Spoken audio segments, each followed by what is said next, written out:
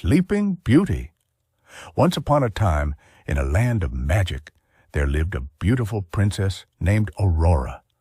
She was known throughout the kingdom for her kindness, grace, and her heart-warming smile. Her hair was as golden as the sun, her eyes as blue as the sky, and her laughter as sweet as a songbird's. Aurora's story began in a grand palace, where she was born to a loving king and queen. Her arrival brought great joy to the kingdom, and the king and queen celebrated her birth with a big feast. As the kingdom rejoiced, 3 good fairies, Flora, Fauna, and Merryweather, gave their blessings to the little princess.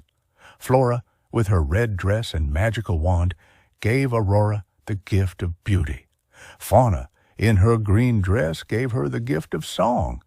Merryweather, in her blue dress, wanted to give Aurora a gift too, but before she could finish, an evil sorceress named Maleficent appeared.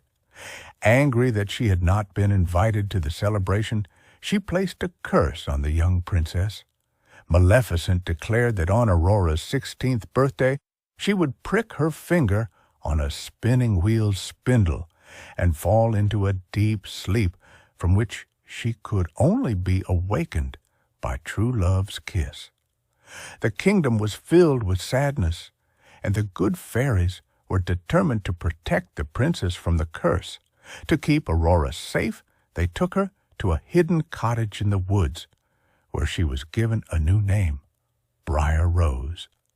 There she lived a simple life with the fairies as her guardians, and she was told nothing of her true identity or the curse that hung over her. Years passed, and Aurora grew into a lovely young girl. She had a deep love for the forest and all its creatures.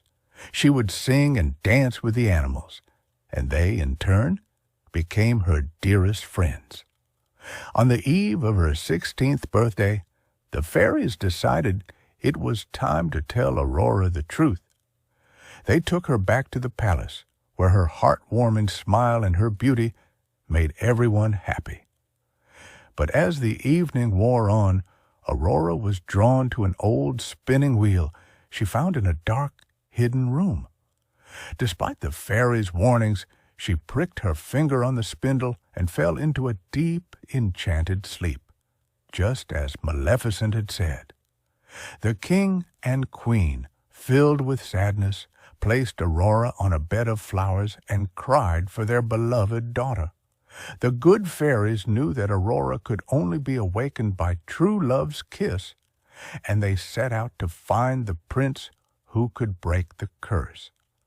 Prince Philip, a brave and kind young man, was the one who had met Aurora in the forest and fallen in love with her as Briar Rose.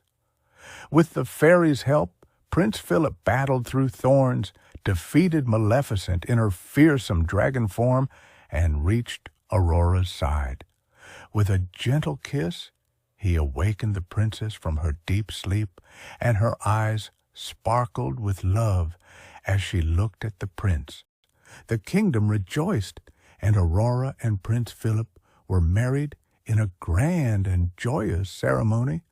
The prince had proven that true love could conquer any curse, and the two of them ruled the kingdom with kindness and grace. And so, my dear child, that is the end of the story of Sleeping Beauty. It reminds us that love and courage can overcome even the darkest of curses.